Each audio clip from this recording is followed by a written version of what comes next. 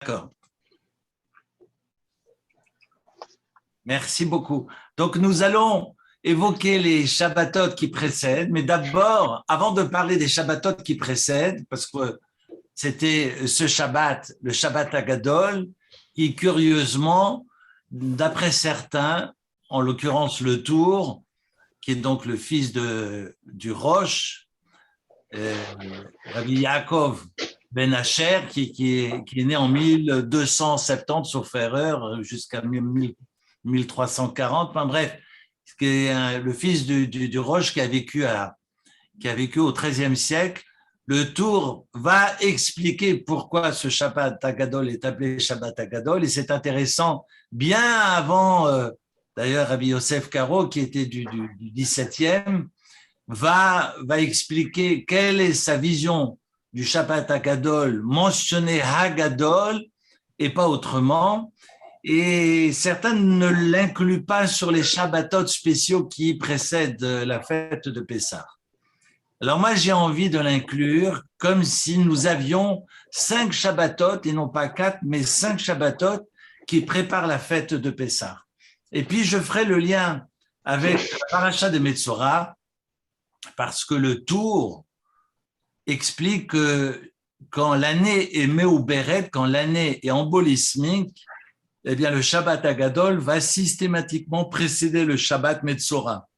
Et donc, ce qui serait intéressant, c'est de comprendre le ribour, le lien qu'il y a entre Shabbat Agadol et la paracha de Metzora qui évoque la lèpre. On admet que c'est la lèpre. Ce sont évidemment ces éruptions cutanées en lien avec des comportements immoraux, et on en reparle dans un moment. Voilà pour le programme de la soirée. Et ce qui me serait intéressant, c'est évidemment de prendre un moment sur Metzora. Et si nous avons le temps, ben de pouvoir ouvrir la Haggadah et d'essayer de trouver deux, trois explications sur les Arba Benim. On en a un peu parlé ce Shabbat, mais de toute façon, il est important de répéter tout cela, et comme c'est marqué dans la Halacha, 30 jours avant Pessah, il faut commencer à évoquer toutes les lois en lien avec Pessah. Pessah est d'ailleurs une fête si particulière où les mitzvot sont beaucoup plus drastiques, beaucoup plus contraignantes par rapport au Chametz, parce que le Chametz, on s'en sépare seulement une semaine, alors que le porc, on s'en sépare toute la vie. Donc, je n'ai pas besoin de vous dire, attention, ne mangez pas de porc, mais parce que de toute façon, le lobe est dileminé, comme nous dirait le Talmud au début du traité de Psachim, dans le Tosfot, on en est séparé tout le temps. Mais de se séparer d'un aliment juste une semaine, un temps soit peu, évidemment, est beaucoup plus compliqué, raison pour laquelle les chumrot, autrement dit, les sévérités seront plus importantes eu égard au chametz, qui est un interdit donc de la Torah. Et on le verra d'ailleurs, quelles que soient nos pratiques religieuses, je vois, quelles que soient les communautés dans lesquelles j'ai évolué, j'ai toujours vu ce nettoyage du chametz à Pessah, que l'on pratique ou que l'on ne pratique pas, mais ce besoin d'ôter ce pain et de mettre de la matzah sur sa table le soir de Pessah. Donc c'est intéressant que ce nettoyage qui est devenu pour les nations le nettoyage du printemps, finalement ce nettoyage du chametz, et puis on va jusqu'à, alors c'est toujours la blague que mon père faisait, et il disait à ma mère, bon c'est facile après coup, de dire ne confond pas la poussière et le chametz. Et quand on a tout nettoyé, c'est toujours plus facile de dire après, mais pourquoi tu t'es donné tant de peine? Mais c'est vrai que c'était l'occasion de déménager la maison, de dévisser les pieds de lit, de décrocher les rideaux, and so on. Et je sais que dans certaines régions du monde, en Afrique du Nord, on lavait même les murs. Et je pense qu'Albert confirmera, on repassait la chaux, on repeignait les murs de la maison. Alors voilà, j'ai vu énormément de pratiques et d'usages autour des fêtes de Pessah. Sachez que le Shabbat Hagadol est aussi appelé Shabbat Hagadol parce que le discours du rabbin devait, c'est pas une boutade, devait être gadol, devait être important à ce moment-là, parce qu'il faut préparer les familles, non pas philosopher, mais surtout apporter des lois concrètes, pratiques, pour expliquer quels sont les rituels propres à Pessah, comment on doit préparer le seder, comment on doit nettoyer sa maison et mettre en place donc le seder, et comment remettre de l'ordre dans tout ça. D'ailleurs, seder signifie ordre. Donc, comment on met en ordre finalement ce soir et permettre de retrouver sa famille, ses amis, dans une soirée qui est tout sauf mièvre. Pardon d'être grossier, mais moi, je fuis euh, ces soirées qui pourraient être mièvres où l'on passe la soirée à discuter du menu et de comprendre ce qu'il y a dans les boulettes des matzot et si on a mis de l'arci ou si on a mis de la graisse d'oie. J'ai passé des soirées comme ça à l'extérieur.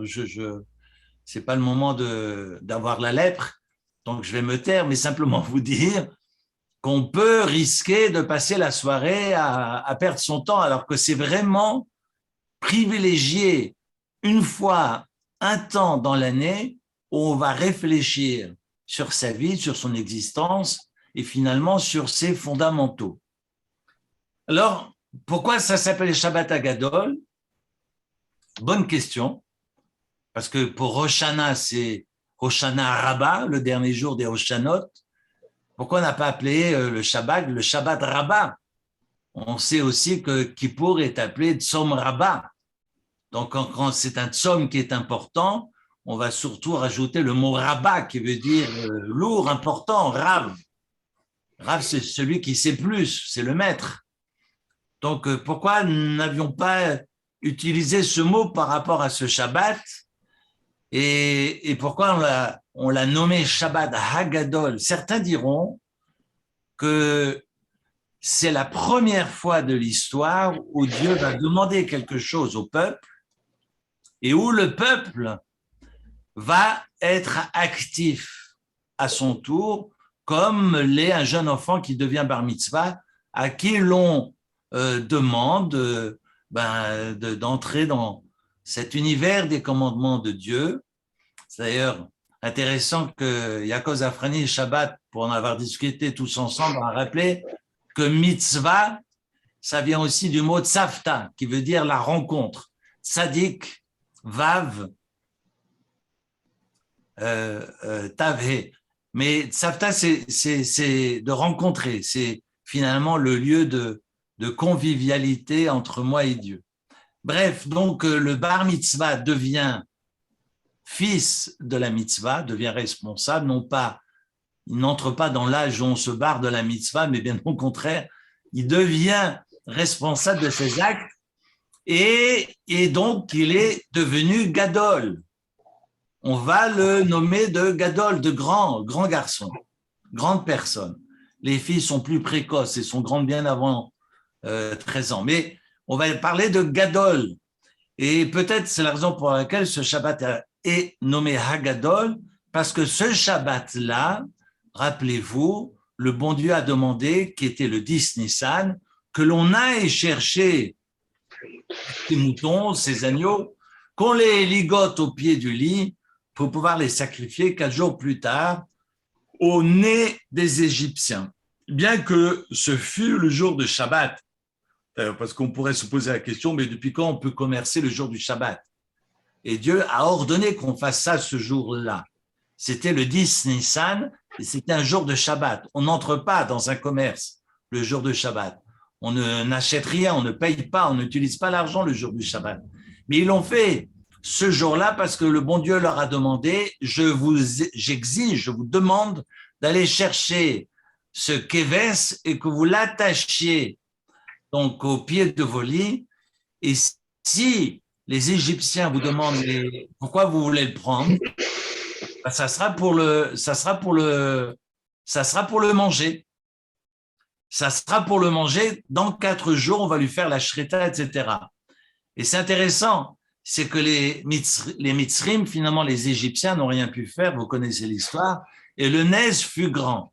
C'est intéressant, je vais reprendre le tour dans le texte, comme ça je vous lis les différentes interprétations de ce Shabbat Hagadol, qui est nommé Hagadol pour ces raisons-là. Diverses interprétations. Donc, il est appelé aussi Hagadol parce que la Haftara, dans Malachi, la Haftara qui est lue ce Shabbat-là, les Shiv, les Vavot, que les cœurs des pères sont amenés aux enfants et que le cœur des enfants retrouvent finalement leur père. Je synthétise à ma façon, et que ce jour-là, Gadol Venora, Gadol Venora, que ce jour-là, et on parle évidemment des temps messianiques, sera Gadol. Ce temps-là est immense et grand. C'est pour ça, en référence à l'Haftara, que ce Shabbat est appelé non pas Shabbat Rabbah, mais Shabbat Agadol. Évidemment, je tiens tout ce que je vous apporte ce soir, non pas de moi, je ne suis absolument rien dans tout cela, mais j'essaye de reprendre dans mes mots, dans ma compréhension, les shurim que j'ai pu suivre la semaine dernière de Rav Rosenblum en Israël. Alors, j'entends comme un petit bruit, mais je ne sais pas si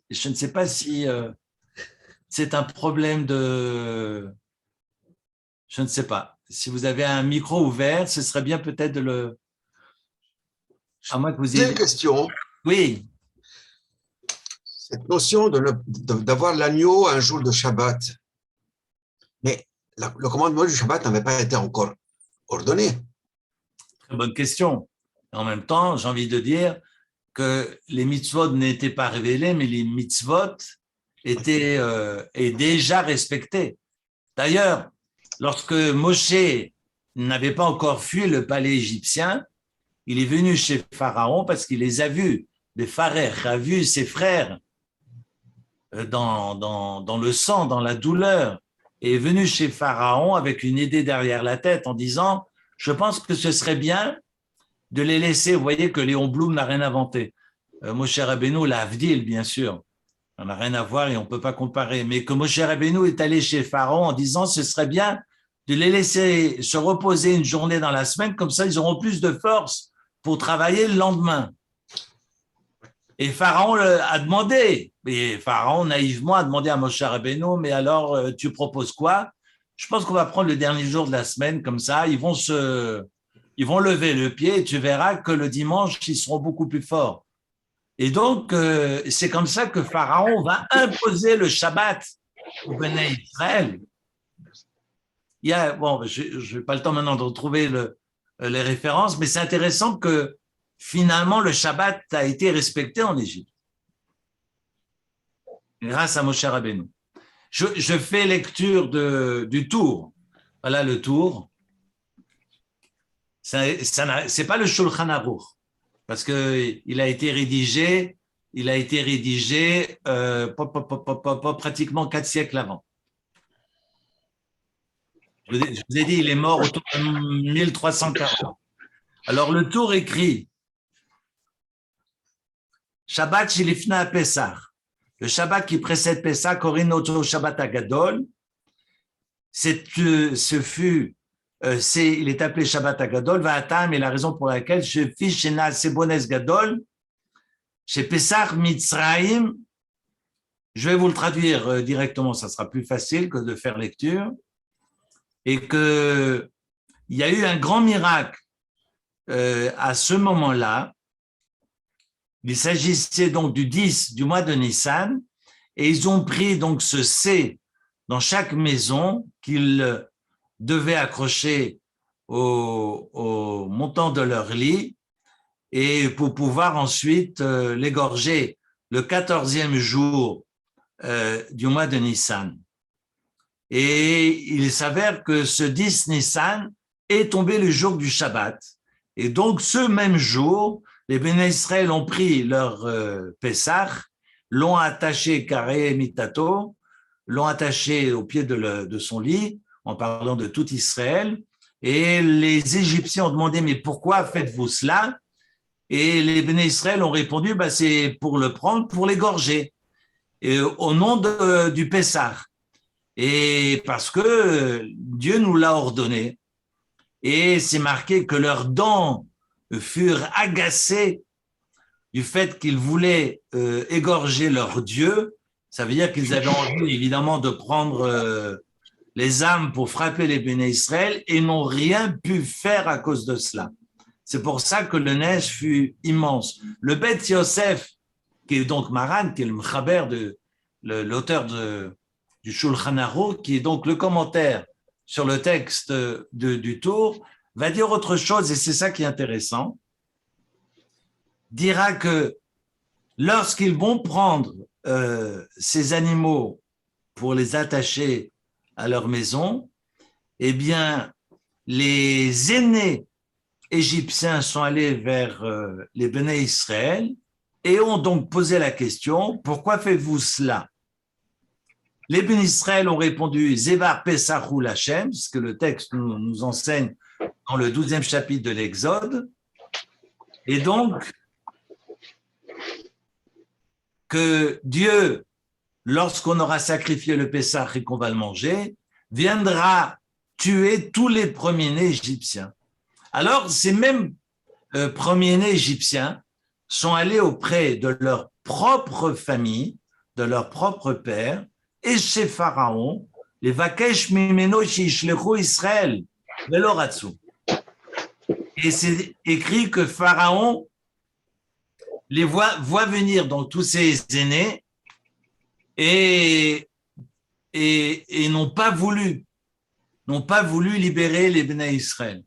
Les aînés sont allés chez leur père et au palais royal pour exiger, pour demander, pour supplier qu'on libère les Béné Israël, et les Égyptiens, les pères, n'ont pas accepté la demande des enfants.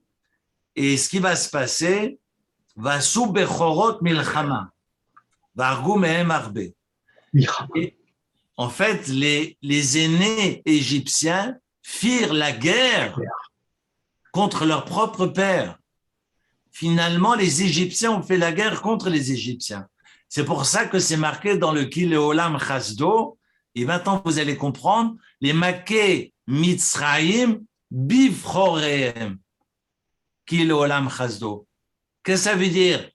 À celui, les Maké Mitzraïm, qui frappa les Égyptiens, Bechorem, pas Bifrorem, par leur Bechor, par leurs aînés. Non, que Dieu frappa les premiers-nés égyptiens, pas qu'il frappa les Égyptiens par les premiers-nés. Quand vous chantez le soir de Pessah, les Maké Mitzraïm Bifroreem, la tournure, la grammaticale ici n'est pas logique parce qu'on ne comprend pas comment se fait-il que le texte dise que ce n'est pas Dieu qui a frappé les premiers-nés égyptiens, mais que ce sont les premiers-nés, que la frappe ou la maca en Égypte a été causée par les premiers-nés. Et en fait, ça répond à ce que dit le Beth Yosef, c'est qu'on a effectivement la plupart des premiers-nés égyptiens qui vont se lever contre leur famille parce qu'ils ne comprennent pas que Pharaon n'acquiesce pas et que les pères ne refusent de libérer, de laisser les Béné Israël s'en aller, de partir librement. Ça c'est la raison du Beth Yosef.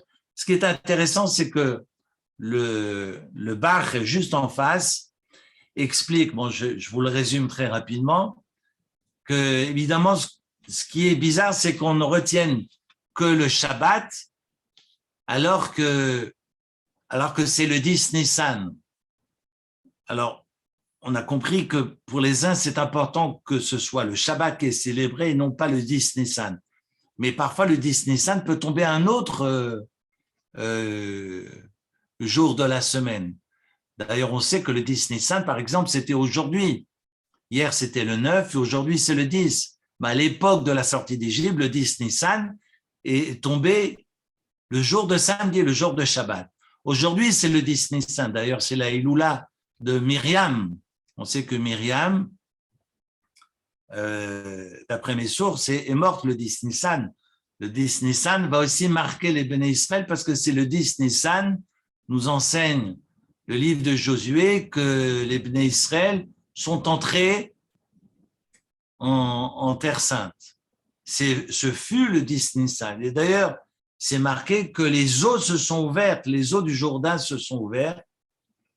Et donc, il y a eu un miracle aussi le 10 Nissan. Alors, c'est pas plus important de rappeler ce 10 Nissan qui fut, pourquoi retenons le Shabbat et non pas le 10 Nissan? Est-ce que c'est pour ne pas confondre avec le 10 Nissan de Josué où ils vont traverser à pied sec le Jourdain? Cela dit, le miracle de la nature est évidemment plus important, plus impressionnant. On pourrait dire d'ailleurs, pourquoi ne pas retenir le Ness de la nature où finalement les eaux se sont ouvertes au passage des Israël pour entrer en terre promise. Ce fut également un 10 Nissan. D'ailleurs, je retiens pendant que je vous parle, je pense à une idée qu'on reprendra dans 15 jours, parce que Messoubine, qui veut dire accoudé, veut dire aussi revenir, retourner. Il sauve Vénou. On voit dans la Shira que les eaux se sont ouvertes, c'est aussi la racine Samerbet, qu'on va retrouver la même racine Samerbet dans les eaux qui s'ouvrent, et je pense que ça mérite peut-être quelques explications. Comment se fait-il que ce verbe qui signifie l'ouverture des eaux, les eaux qui reviennent en arrière, qui retournent, et que ce soit la même racine pour le fait de s'accouder? Je viendrai peut-être à la fin du cours, mais je ferai peut-être un lien avec la matzah, qu'on traduit par pain de misère, mais je pense que le mot misère n'est pas le bon sens du pain de misère. Il faudrait l'appeler plutôt pain de pauvreté, et non pas lechem ania. L'achma ania signifie pain de pauvreté, pas pain de misère. C'est pas la même chose. Que veut dire la aniot à ce moment-là? Enfin bref, je vais me noter cette idée que je vais reprendre après. J'ai pas de crayon, si j'ai un crayon. Ce que je voulais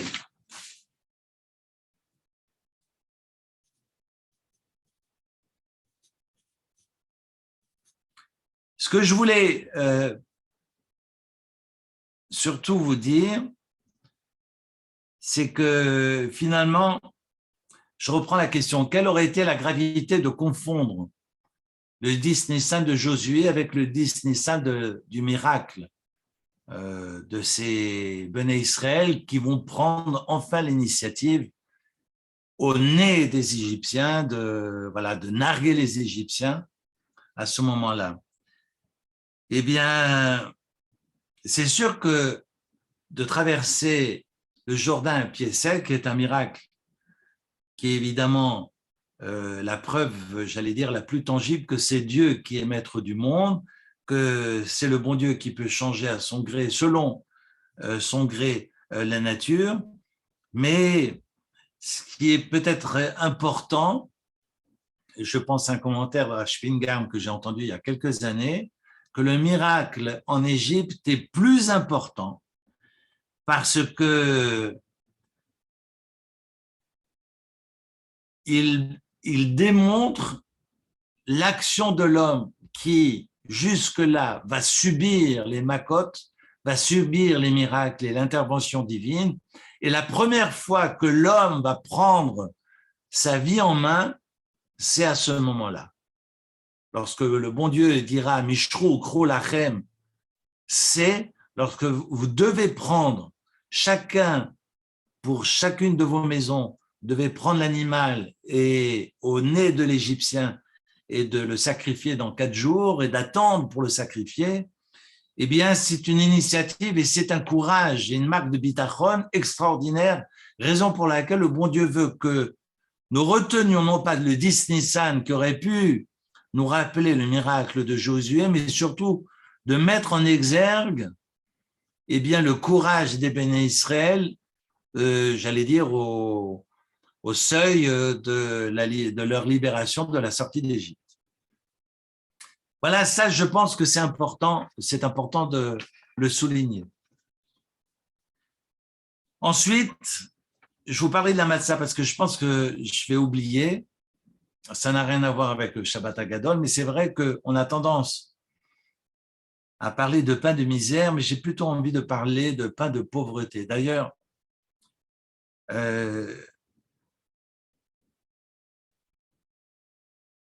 quand on parle de matzah, on pense surtout à une pâte qui n'a pas eu le temps de monter, parce qu'on veut prouver justement qu'on n'a pas le temps de laisser le pain cuire.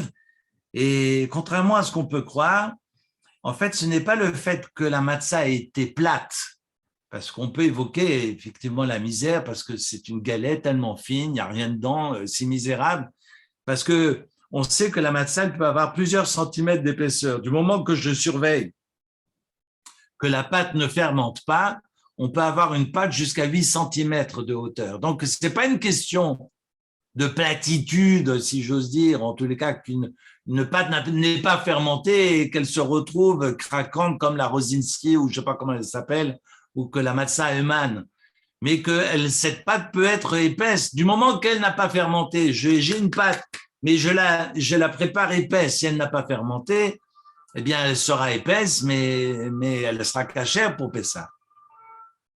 Ce que j'ai envie de dire,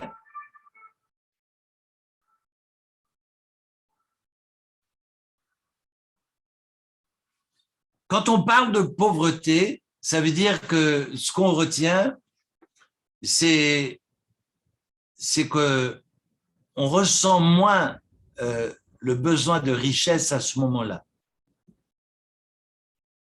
On nomme ce pain de misère parce qu'on lui donne une forme misérable, mais c'est pas un signe de misère au sens malheur du terme.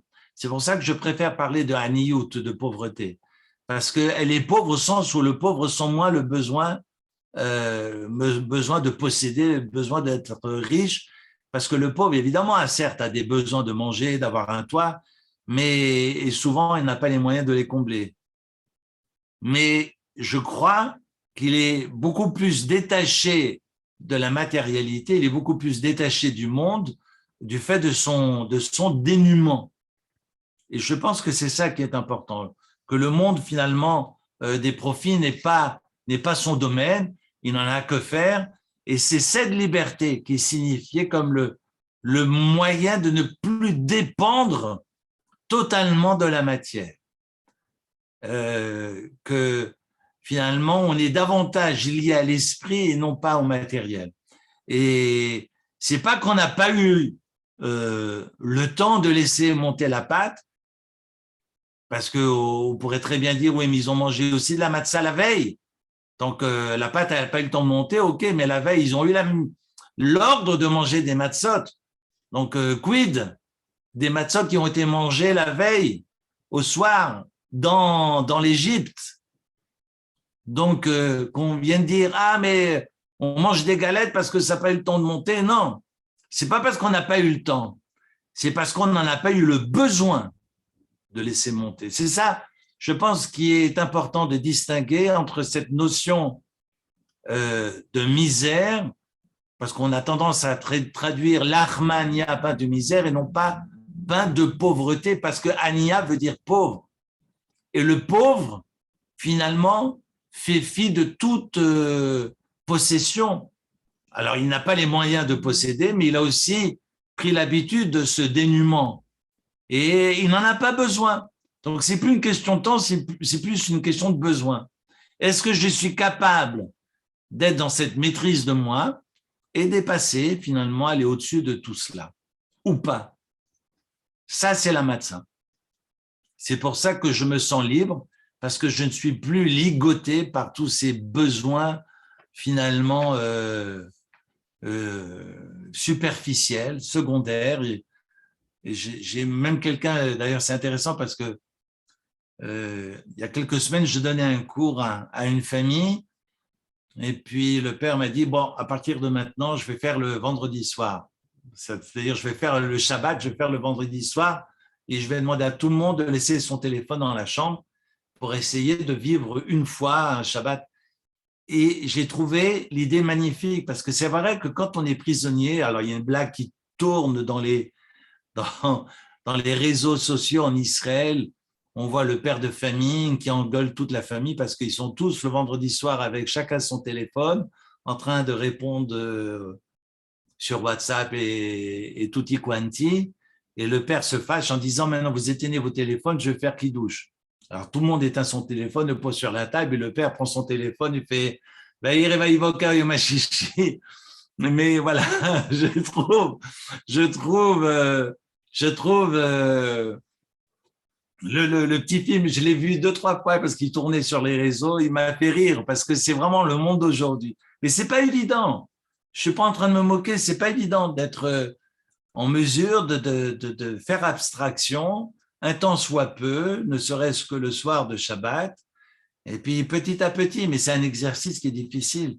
Et ce soir-là, on ne parle pas de misère, on parle de dénuement, on parle de cette capacité de faire abstraction de tous ces parasitages, de toute cette pollution d'informations, parce que quand on a les infos qui sont d'ailleurs 3 fois sur 4 qui sont malheureuses et funestes, on a plutôt envie d'éteindre son téléphone en disant mais j'aurais mieux fait de ne pas savoir, parce que je viens de découvrir que tout le monde est mort, que tout le monde s'est noyé, que tout le monde s'est écrasé, que tout le monde, enfin bref, si vous voulez pas écouter de mauvaises nouvelles, ben, n'allumez pas la télé, quoi. C'est plus simple de, de mettre ça de côté le temps du Shabbat. Alors, j'ai expliqué pourquoi c'est Shabbat Hagadol. La deuxième chose que je voulais expliquer, c'est par rapport aux Midrashim qui viendront dire que si les béné Israël sont descendus en Égypte, et je peux vous dire que j'ai réécouté plusieurs fois les jours de Rav Rosenblum parce que pour moi, c'est un passage qui est important, mais qui est crucial dans son approche. Metzora précède Pessah parce que Pharaon était lui-même Kulo Metzora. Vous savez que le Metzora est cette contraction de Motsira, c'est un autre icône, c'est une abréviation, une contraction de 2 mots qui veut dire Motsira. On sait dans le Talmud de Achin, je crois à la page 17, c'est marqué quelles sont les différentes situations où cette maladie survient, et on mettra d'ailleurs, la plupart de nos sages mettront en avant le problème du Lachon Hara. On parle de harayot, on parle de vol, on parle aussi de différentes situations qui sont problématiques, mais on mettra en avant surtout le Lachon Hara qui est donc la cause de cette Sarah, de cette lèpre, si pour autant, mais ce n'est pas la lèpre infectieuse que l'on connaît aujourd'hui qui peut se transmettre, parce que la lèpre dont on parle de Sarah dans le texte d'aujourd'hui n'est pas transmissible. Et donc, c'est vraiment lié à un comportement immoral. Lorsque j'exprime du Lachon Hara, ce n'est pas de la médisance, mais plutôt de la maldisance, parce que médire, c'est ce qu'on appelle aujourd'hui la diffamation. Je dis quelque chose de faux. Mais le Lachon Hara, c'est dire quelque chose de vrai. Par exemple, si j'ai volé et que vous allez dire à vos amis, vous savez que Eric a volé, vous savez que Eric a fait ceci ou cela, et c'est vrai, ah ben ça s'appelle du Lachon Hara. Ah, vous allez me dire, de quoi on va parler alors? Mais bon, mais c'est vrai qu'aujourd'hui, quand on pense a toutes ses ramifications. D'ailleurs, le Chafetz Chaim en a fait son cheval de bataille toute sa vie. Netzor le Shon Chamera, vous savez que ça a été le livre du Chafetz Chaim. Le Chafetz Chaim a matraqué toutes les communautés dans lesquelles il évoluait pour rappeler aux gens de faire attention justement au Lachon. Alors, vous savez combien pour moi il est important de rappeler aux gens que parfois les silences sont plus éloquents que tous les mots, j'allais dire MAUX, de la Terre. Mais ce qu'on exprime, à part l'étude, évidemment, quand je sors de l'étude, que je croise les gens dans la rue, je vais forcément parler, forcément. Mais ce sont des automatismes. C'est pour ça que j'ai mis ces affichettes d'ailleurs à la synagogue de Beth Yaakov. Faites attention, ne parlez pas de quelque chose qui n'est pas en lien avec la synagogue et avec la prière, parce qu'on empêcherait, c'est pas moi qui le dis, ce sont les textes, on empêcherait la prière de la communauté de s'élever. Les prières ne s'élèvent plus, pas parce que vous interrompez la prière se poursuit, mais la prière ne s'élève pas parce que vous avez des personnes qui discutent. Et à partir du moment où j'en fais le commerce, comme on dit, le café du commerce, et que je vais parler de madame Intel, que monsieur a mis un chapeau de travers et que la perruque de madame n'est pas la couleur qui lui va le mieux.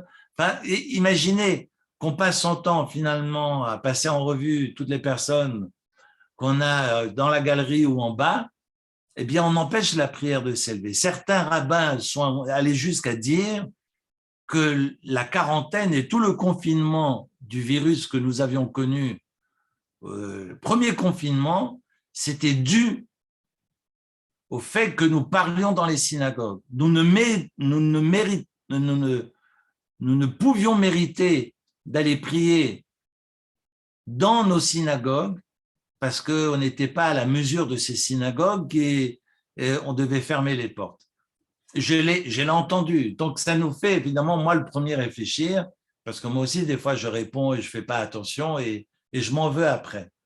Mais c'est toute la prière qui ne s'élève pas. Et on sait bien que la prière, quand nous communions tous ensemble, eh bien, elle ouvre le ciel.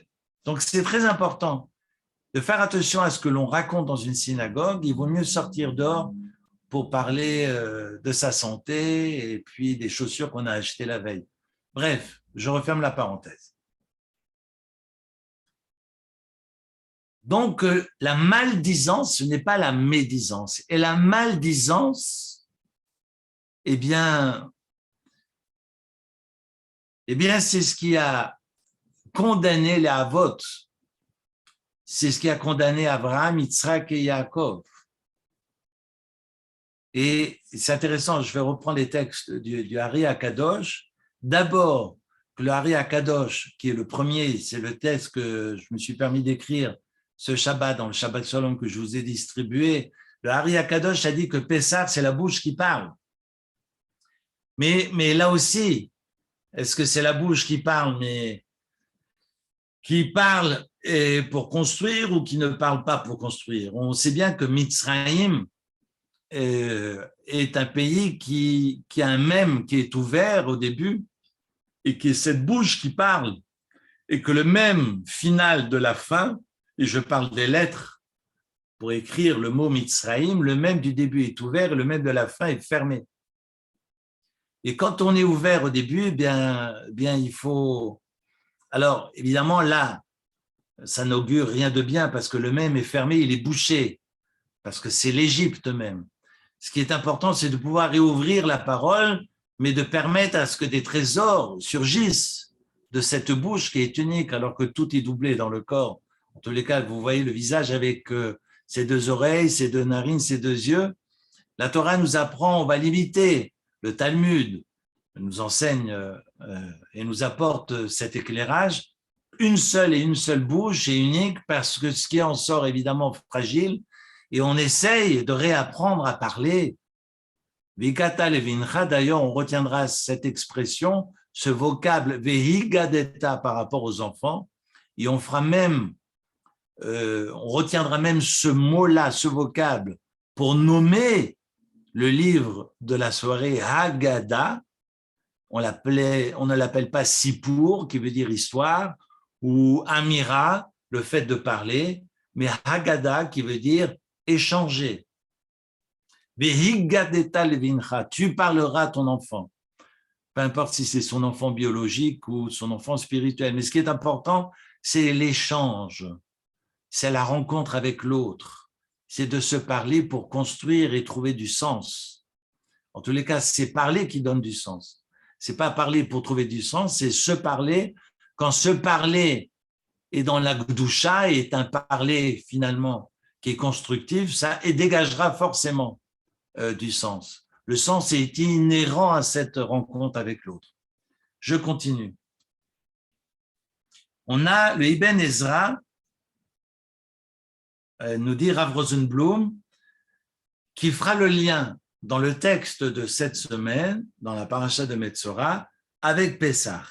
Parce que on nous parle de cette aspersion, et je vais juste vous rappeler pour mes mots que le Metzora, le lépreux, on va prendre de l'hysope, on va prendre de l'écarlate, on va prendre du cèdre et on va prendre également 2 oiseaux, très rapidement.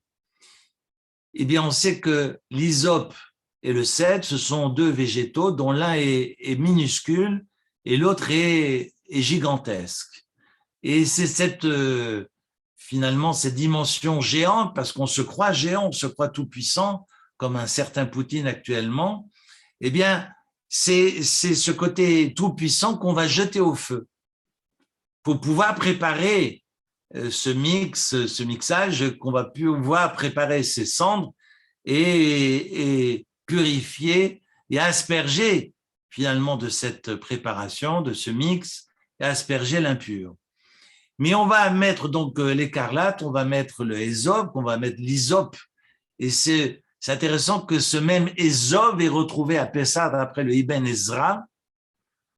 Ibn Ezra aussi fait partie de ces pontes qui a vécu dans la misère la plus totale, mais qui a tellement illuminé la Torah de par sa lecture. Ça vaut la peine d'ailleurs qu'on fasse une soirée rien que sur le Ibn Ezra. Donc il dira, le rapprochement entre Metzora et Pessah, c'est qu'on va utiliser donc l'hysope, le cèdre et l'écarlate. Et l'hysope est la plante la plus petite qui soit. Et on doit rappeler finalement à l'être humain qu'il n'est qu'une créature et qu'il cesse donc de se prendre pour le créateur. On va adjoindre donc à cette préparation 2 oiseaux.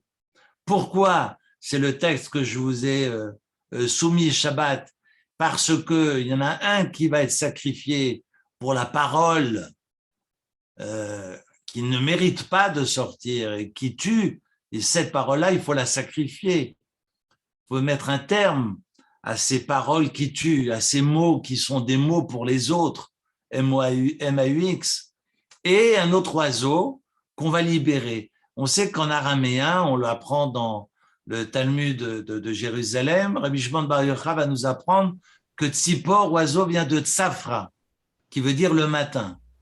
Tzafra Nahar, ça veut dire que le matin, dès le matin, en fait, le Tzipor parle et nous parlons finalement dès le réveil. C'est-à-dire, il y a certaines personnes à qui il ne faut pas parler le matin tant qu'il n'a pas pris, en tous les cas, c'est mon cas. Tant que je n'ai pas pris mon café, il ne faut surtout pas me demander comment je vais. Mais bon, mais ça peut prendre des heures. Non, je rigole. Mais simplement, Tzafra, pourquoi le matin? Parce que le Tzipor, Metzaftzef. D'ailleurs, c'est le verbe qu'on utilise pour le cri de l'oiseau. Tzipor Metzaftzef. En fait, il blablate et il parle. C'est une pipelette.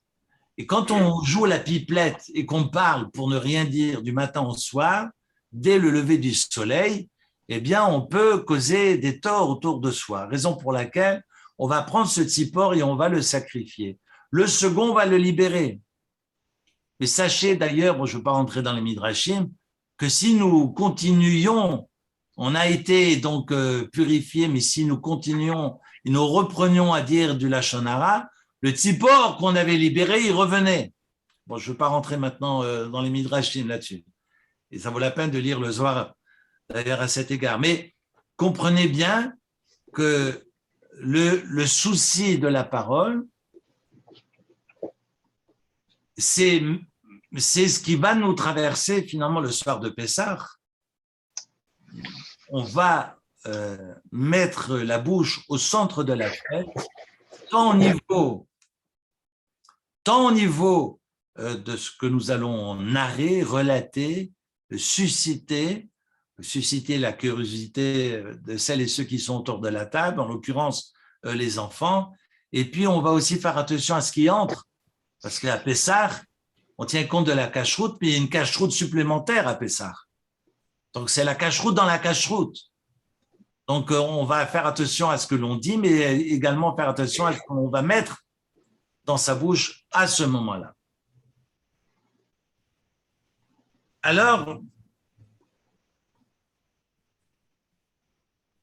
le Ibn Ezra nous dira que Agudat et Zov, finalement, que les Béné Israël vont prendre ces plantes pour marquer les linteaux de leurs portes. Et c'est ce sang-là qui va donc épargner les Béné Israël.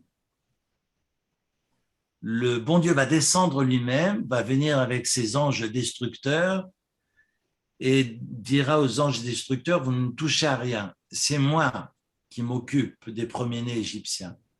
Et Dieu va passer au-dessus des maisons Al-Bateh, Mitzrayim, et les maisons qui n'ont pas été marquées, les premiers-nés mourront. Mais c'est marqué tous les premiers-nés en Égypte. C'est pas marqué tous les premiers-nés égyptiens. Tous les premiers-nés de Mitzrayim en Égypte, Rachid dira que même ceux qui n'étaient pas égyptiens avec le passeport égyptien sont aussi morts parce qu'ils étaient en terre d'Égypte à ce moment-là. Imaginez un Genevois qui va se promener sur le Nil, qui a pris son EasyJet la veille et qui vient voir le pays. Si tu sais ce qui se passe dans ce pays-là et que ça ne te dérange pas d'aller te promener en ces lieux, eh bien, tu es condamnable. Qui ne dit mot consent. C'est comme ceux qui vont aller se promener au fin fond de l'Ukraine. Si ce n'est pas pour faire de l'aide humanitaire, reste à la maison. On voit de l'argent, on voit de tout ce que tu veux, mais fais pas le malin. Le bon Dieu déteste ceux qui font les malins. Et celles et ceux qui sont allés se promener en Égypte à ce moment-là sont morts. Sont morts. Les premiers-nés sont morts. Ah oui, mais j'étais Genevois suisse. Regarde mon passeport avec la croix blanche. Ah ben non, il fallait pas se promener au Caire à ce moment-là. Il fallait rester chez toi à Vendeuvre. Non, mais je veux dire, à un moment donné, il faut juste remettre les points sur les i. Et c'est ce que le texte de la Torah nous apprend. Je continue. Le Ibn Ezra nous expliquera, d'ailleurs,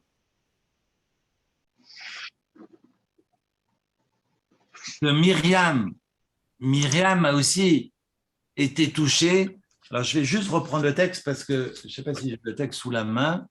Je vais quand même vous lire le texte.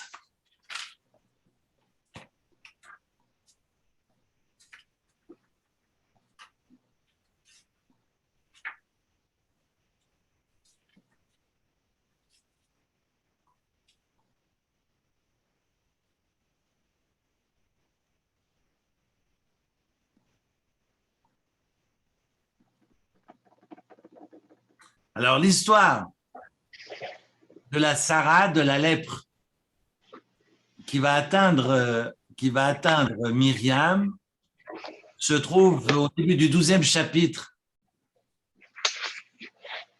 J'entends plein de petits bruits, attention. Hein. Soyez gentils de couper les sons parce qu'il y a du larcène. Le 12e chapitre de Bamidbar, des nombres, ça c'est l'histoire de Myriam dans la paracha de Baalotra.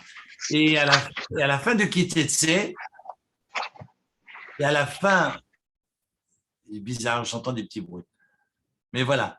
Et à la fin de Kitetse, on va avoir le texte de la Torah qui va nous rappeler que Myriam a été atteinte de la Tsarat pour avoir parlé sur la femme de son frère, sur la femme de Moïse, même si ses intentions étaient bonnes, mais on sait que les voies sont pavées de bonnes intentions, hein, les voies de l'enfer.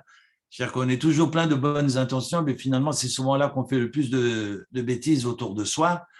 Mais c'est marqué donc, dans Ki-Tetsé que justement Myriam, en sortant d'Égypte, a commis l'impossible et tout le peuple a dû l'attendre. Et c'est intéressant qu'il soit précisé dans le verset en sortant d'Égypte, parce qu'on sait que c'était en sortant d'Égypte. Et les commentateurs diront à l'endroit dans Ki-Tetsé que si on le précise, c'est qu'il n'y avait plus de lachon hara en sortant d'Égypte. En fait, les commentateurs vont tous se rappeler que si les béné Israël avaient été encore dans ce lachon hara, dans cette médisance, eh bien, les béné Israël n'auraient pu sortir d'Égypte. Le bon Dieu les aurait laissés en Égypte. Le bon Dieu a pu faire sortir les béné Israël parce que, pour 4 choses, hein, parce qu'ils n'ont pas changé leur nom, parce qu'ils n'ont pas changé leurs vêtements, simlotam, et les chaussures ont grandi avec eux, mais leur nom également, ils ont tenu à leur identité, mais surtout, et ce que j'aimerais rappeler, c'est qu'ils n'exprimaient, il n'y avait plus de lachon hara. Vous savez que lorsque Moïse va s'enfuir après avoir tué l'Égyptien, il verra le lendemain 2 Juifs se disputer, Dathan et Aviram, en l'occurrence, c'est pas le texte qui le dit, mais Rashi. Et puis Dathan et Aviram vont dire ah mais tu vas nous faire comme tu as fait pour l'Égyptien, parce que hier, tout le monde le sait, hier tu as tué l'Égyptien et tu veux te mettre entre nous deux, comme tu t'es pris pour le bon Dieu et tu as tué l'Égyptien. Et à ce moment-là, c'est le 3e chapitre du début de l'Exode. À ce moment-là, c'est marqué Achen Noda Davar. On voit Achen Noda Davar. On voit Moshe qui dit ah maintenant ça se sait que ça veut dire les choses sont connues. Je reprends juste le passage parce que je pense que c'est important de ne pas citer les choses comme ça en l'air, mais aussi que vous l'entendiez. On est au 3e chapitre de l'Exode.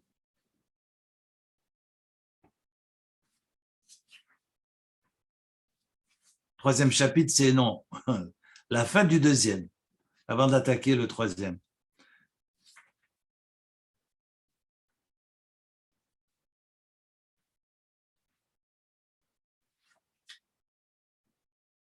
Verset 13. Étant sorti le jour suivant, il remarqua 2 Hébreux qui se querellaient et il dit au coupable, pourquoi frappes-tu ton prochain? Verset 14, au chapitre 2. L'autre répondit, qui t'a fait notre Seigneur et notre juge? Voudrais-tu me tuer comme tu as tué l'Égyptien? Et Moïse eut très très peur. C'est marqué, Vaïra Moshe Vayomar, Achen Noda Davar. La chose est connue. Mais Achen Noda Davar. Ça veut dire Achen Noda Davar en hébreu. Achen Noda Davar. Achen, ainsi, on pourrait traduire Achen, ainsi, Noda Hadavar. La chose, Noda, est su. Intéressant comme expression. En fait, ce pays, ou plutôt ce peuple, a des délateurs. Si ce peuple mérite de sortir d'Égypte, c'est qu'il n'y ait plus de lachon hara, mais je pensais qu'il n'y avait plus de lachon hara, et je vois finalement que je me suis trompé. Donc, je n'ai plus rien à faire avec ce peuple. Et il va prendre la poudre d'escampette. Vous connaissez la suite, c'est le chapitre 3.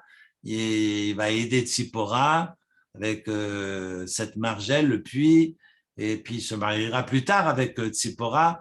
Bref, il retrouve chez Midian sa future épouse. Et ensuite, au gré de ses promenades avec le troupeau, il se retrouve devant ce buisson ardent après avoir cherché une brebis égarée, et là, Dieu se révèle à lui. Mais vous connaissez ça, ça c'est le 3e chapitre. Maintenant, on est à la fin du 2e. Il dit Achen Oda Adava. C'est intéressant que ce Achen, mais ça c'est, je pense, sauf erreur, le Ibn Ezra qui dira, sauf erreur de ma part, Achen, on sait que Chen, c'est fait en gematria, a pour valeur numérique 70. Et que le Aleph de Achen, le Aleph, c'est le Aleph qui représente Israël. Que Israël avait quelque chose qui lui permettait finalement d'être choisi par Dieu, c'est-à-dire sa capacité à ne pas médire et ne pas proférer de la shonara. Et je vois que vis-à-vis des 70 nations qui l'entourent, évidemment on parle de 70, c'est de manière symbolique, pour expliquer les peuples qui entourent Israël, eh bien Israël n'a pas, j'allais dire, cette distinction de par son comportement. Il est comme tout le monde et il ne mérite pas de recevoir la Torah. C'est ce que je rapporte de Rav Rosenblum. C'est Achen, évidemment, a fait couler beaucoup d'encre. Il y a eu beaucoup d'explications à l'endroit de ce verset. Et Noda Adavar, s'il y a des délateurs, nous dira Rashi, on précisera de Datan et Aviram, je n'ai plus rien à faire ici. Et il va s'en aller. C'est intéressant que lorsqu'il se retrouve devant le buisson ardent, et là on est au chapitre 3, et Dieu lui demande de sortir le peuple d'Israël finalement du pays d'Égypte, et il dira, mais ils ne me croiront pas. Loya Minouli, ils ne me croiront pas. Et Dieu se fâche. Il va lui montrer, mais en fait, c'est la colère de Dieu. Parce que ces 3 miracles que le bon Dieu va lui proposer, eh bien, sont symboliquement très intéressants. Vous savez que le premier miracle, c'est le maté. Pourquoi le maté? Pourquoi le bâton qui se transforme, cette verge, ce bâton qui se transforme en serpent? Que vient faire le serpent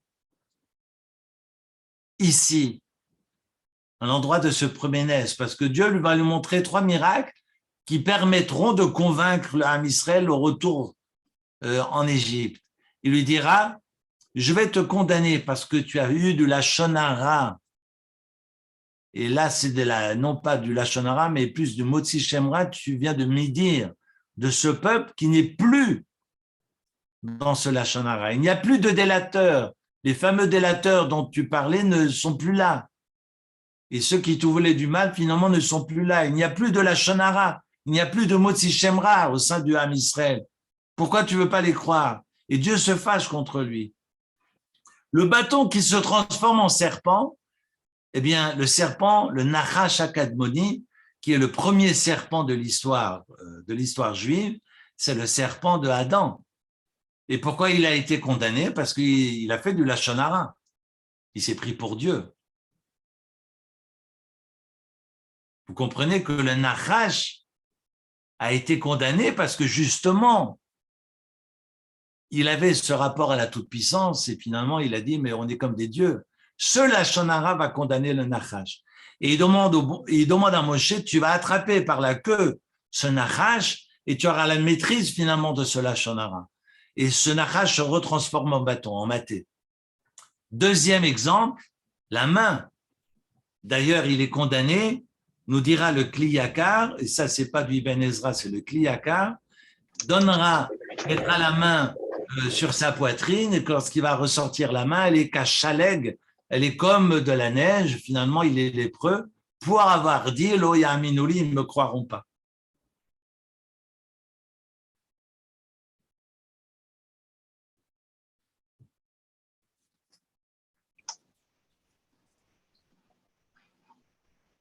Et donc maintenant, il reçoit la punition parce qu'il n'y a pas plus grave que le lachon hara. Il n'y a pas plus grave que le lachon hara. D'ailleurs, c'est ce qu'on évoque pour la destruction du second temple. on parle des 3 péchés capitaux pour la destruction, comme cause de la destruction du premier temple. Le second temple, c'est la sinatrinam, c'est donc le lachon hara, c'est ce qu'on parle les uns sur les autres. On ne se supporte pas parce que on prend l'autre pour un frayeur. Moi, je suis supérieur, je mets mon talit sur la tête pour montrer que je suis au-dessus de mes ouailles. Et quand on fait les malins, ben le bon Dieu, évidemment, condamne. Ce n'est pas moi qui le condamne, relisez le texte. Chaque fois que les bénis Israël, en tous les cas, chaque fois qu'on a essayé de faire les malins, les bénis Israël se sont rattrapés par le ciel. On le voit aussi par rapport, ça mérite d'ailleurs que je refasse un cours là-dessus. Pourquoi on dit à Arami Oved Avi, pourquoi on parle dans la soirée de Pessah de ce Arami Oved Avi en parlant de Lavan qui est le plus grand tricheur de toute l'histoire et que Lavan a voulu détruire le Ham Israël plus que Pharaon. Mais ça vaut la peine de faire un cours après Pessah autour de Lavan qui a été un menteur pour avoir mis dans le lit nuptial la grande sœur au lieu de celle pour qui Jacob avait travaillé. Donc il a pu finalement jouer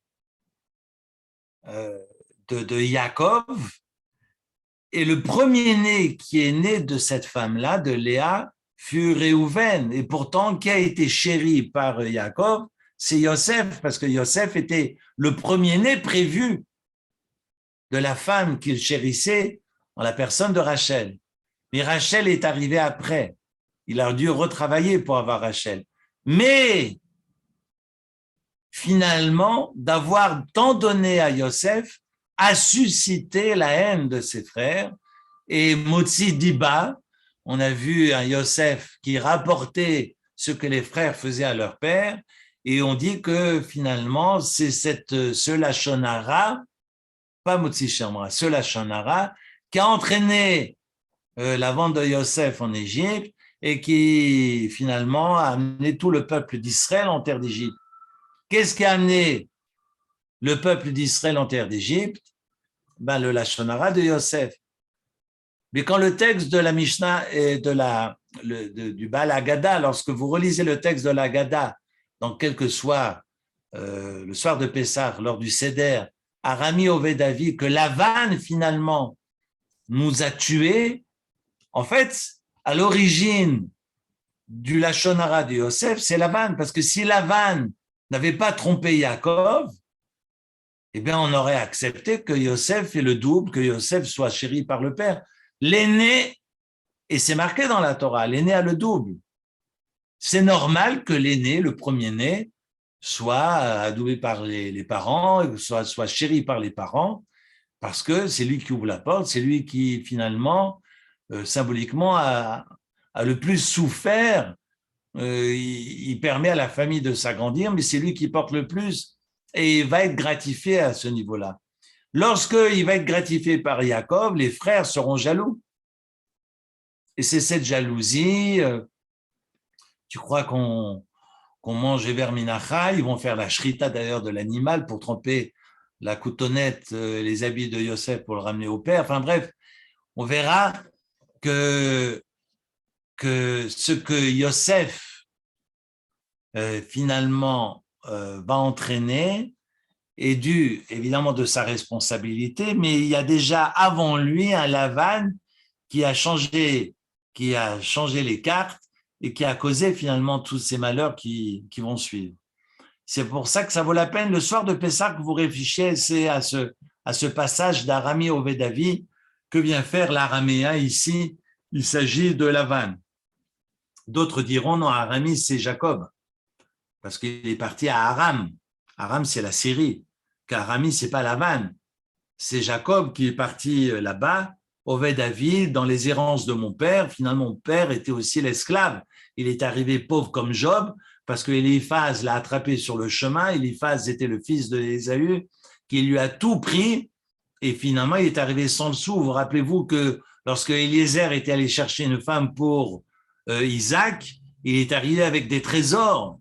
Et quand Lavan, qui était le frère de Rebecca, a vu ces trésors, il l'a accueilli l'affaire était conclue, vous signez là en bas de la page, et il est reparti, Eliezer, avec cette jeune fille qui se mariera avec Isaac.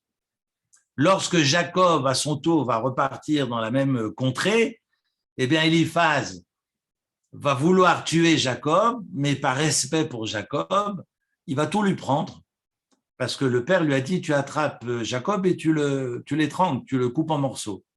Eliphaz ne le tuera pas, nous raconte le Midrash. Il a trop de respect pour Jacob, il va tout lui prendre. Et un pauvre, finalement, est considéré comme un mort. Il va dire à son père, évidemment, je l'ai tué. Il lui a tout pris. Et il est arrivé chez Lavan sans rien. Mais s'il avait eu des sous, il aurait dit, je veux Rachel, je paye pour Rachel. L'affaire était réglée. Et il arrive sans rien. Imaginez, il a 77 ans, parce qu'il a encore étudié 14 ans chez Shem et Ever. C'est un jeune garçon de 77 ans, il arrive sans rien. Et puis, il a pu se battre et finalement, il a été roulé dans la farine par le beau-père. Enfin bref, je ne vais pas refaire l'histoire, mais ça vaut la peine qu'on reprenne ce passage-là. Finalement, pourquoi on montre du doigt aussi Lavan dans le texte de la Haggadah le soir de Pessah? Enfin, rien que cela, c'est un sujet à part entière. Mais on a finalement, nous dira le Midrash, tout misé sur Yosef. Quand bien même Yosef, évidemment, il a cette maîtrise de ses pulsions face à la femme de Potiphar, et donc il est porteur du salut. Non pas Jacob, nous rappellera d'ailleurs le prophète Isaïe au chapitre 40, Nistera d'Arki, pourquoi Jacob a dit que finalement son chemin avec Dieu a été complètement fermé, parce que quand Jacob a dit pourquoi tant de souffrance, Dieu lui dit mais pourquoi tu dis pourquoi? On ne dit jamais à Dieu pourquoi. Le pourquoi, c'est à soi-même, parce qu'il faut effectivement se remettre en question. Et c'est le texte que j'ai partagé ce Shabbat avec vous. On doit se poser des questions. Manishtana, quelle est la différence entre ce soir et les autres soirs? Mais ce n'est pas à Dieu qu'on dit pourquoi, parce qu'à Dieu, on ne dit jamais pourquoi. Parce qu'on ne peut pas comprendre les desseins du bon Dieu. Et quand Jacob va dire, mais pourquoi tant de souffrance? Dieu va le condamner à cause de ça. Là, vous allez me dire, mais c'est terrible. Mais on va avoir le même problème avec Isaac. Isaac qui va chérir Ésaü, il va être condamné pour cela. Et puis même dans le Brit Ben Abtarim, juste avant, au chapitre 15, verset 7, verset 8 de Bereshit, je l'ai sous les yeux. Heureusement que je vous l'ai préparé pour finir en beauté. Voilà qu'Abraham dit, Vayomar, Amonai Elokim, Bama Eda Ki Irashena. Et dans la Kabbale, les nomades diront, toi, Abraham, si Dieu te dit que ta descendance sera asservie en Égypte, c'est à cause de ces 4 mots. 4 mots. Bama, Eda, Ki, Irashena. Comment saurais-je que j'hériterai? Parce que Dieu lui dit, tu hériteras de cette terre. Mais depuis quand on dit pourquoi? Depuis quand on dit comment? Depuis quand tu questionnes Dieu? Depuis quand tu n'as plus confiance? Voilà le Lashon Hara. Vous allez me dire, mais attendez, mais Eric, tu parles d'Abraham? C'est intéressant. Je reprends le texte de Rav Rosenblum, j'essaie de synthétiser, il est déjà 9h15, mais je reprends une explication de Rav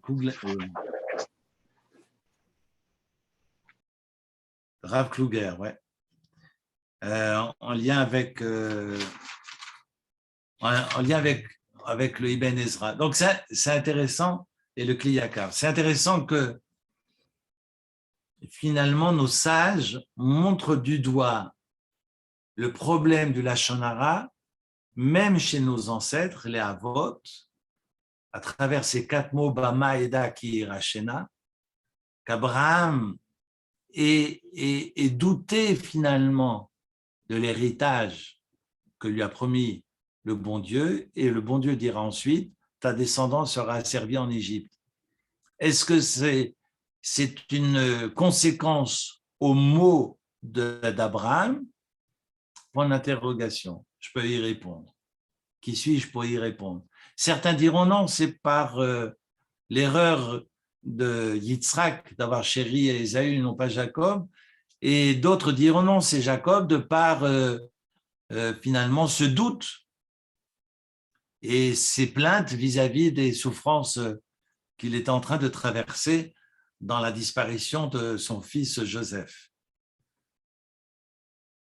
Et les Mefarshim diront plus tard, non, c'est la Mechirat Yosef, c'est la vente de Yosef qui va entraîner les Béné Israël dans le Galout, dans cette diaspora égyptienne. C'est la vente de Joseph et finalement, ce sont les mots de Joseph qui entraîneront finalement cette descente en Égypte. C'est intéressant qu'on ait ce regard tant sur les Avot, Agdoshim, les saints, ou bien que ce soit Yosef et ses frères qui sont aussi Agdoshim, Yosef Hatzadik, qu'on finalement les mettra en cause de par les mots, les quelques mots exprimés. On comprend pourquoi pour finalement le Zohar, et le Zohar revient là-dessus plusieurs fois, que le galout qu'on va connaître en Égypte, c'est un galout hadibour, à cause de la parole. C'est pour ça que je fais finalement peut-être ce rapprochement avec les confinements que nous avions traversés. Le galout du dibour. Je termine. J'ai promis de vous expliquer les Shabbats qui précèdent Pessah en 2 minutes.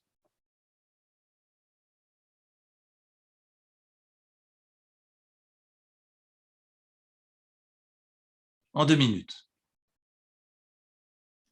On en a un peu parlé dans le Zoom, mais très rapidement, c'est mon dada depuis 2-3 ans, c'est pour ça que j'aime bien revenir là-dessus, c'est de rappeler que il y a le Shabbat Shkalim qui rappelle le rapport aux autres, qui est le premier qui a été célébré, a suivi le Shabbat Zachor, qui a précédé la fête du carnaval de Purim, et qui rappelle finalement notre rapport à l'histoire, à notre mémoire, mais une mémoire active.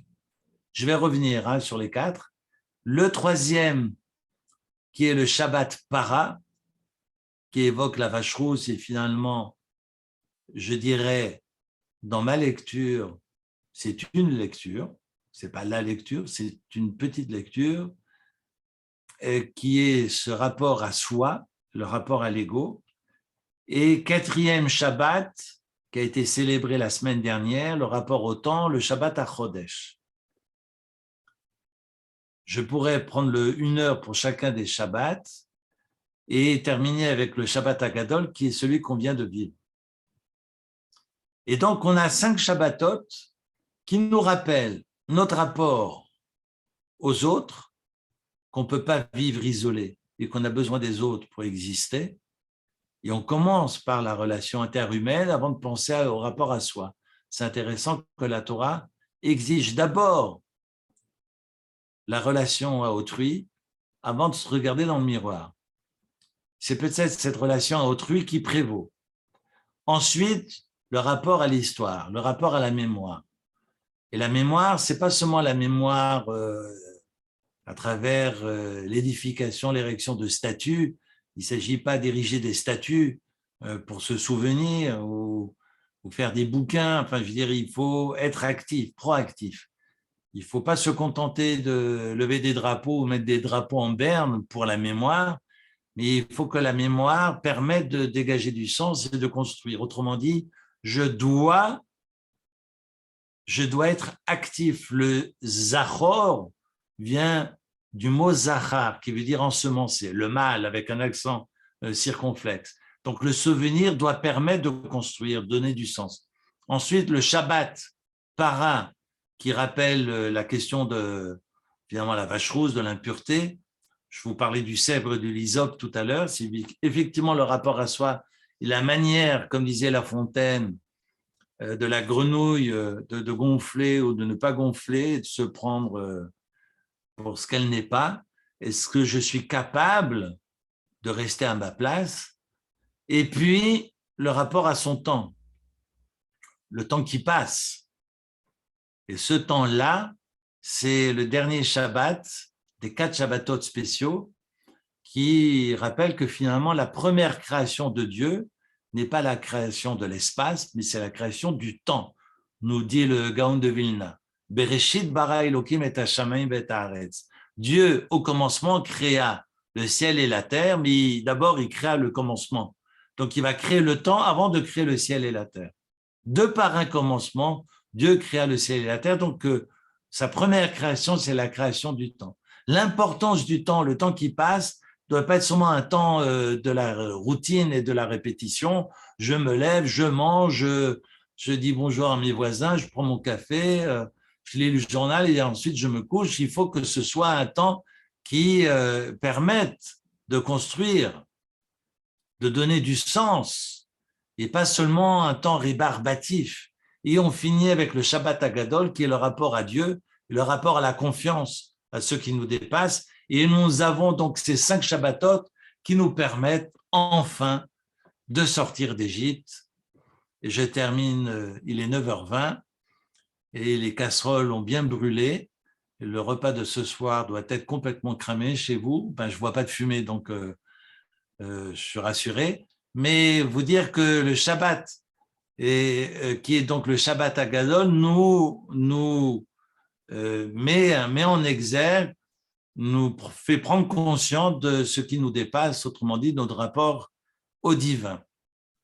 Et c'est ainsi, quand on a pris conscience, à travers ce chemin, à travers ce processus, au rapport aux autres, le rapport à ses parents, à son histoire, le rapport à soi, le rapport au temps et le rapport à Dieu, qu'on arrive à comprendre ce que signifie sortir d'Égypte, autrement dit, sortir de son Égypte intérieure, et pas seulement des pyramides de Luxor, qui sont très belles au passage.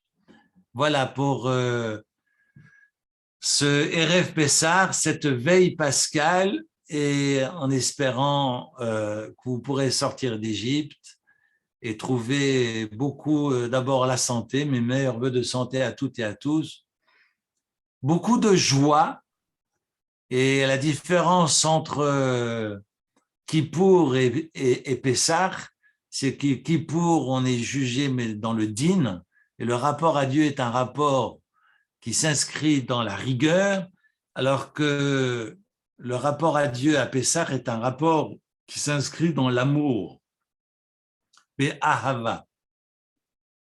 C'est très important de le rappeler.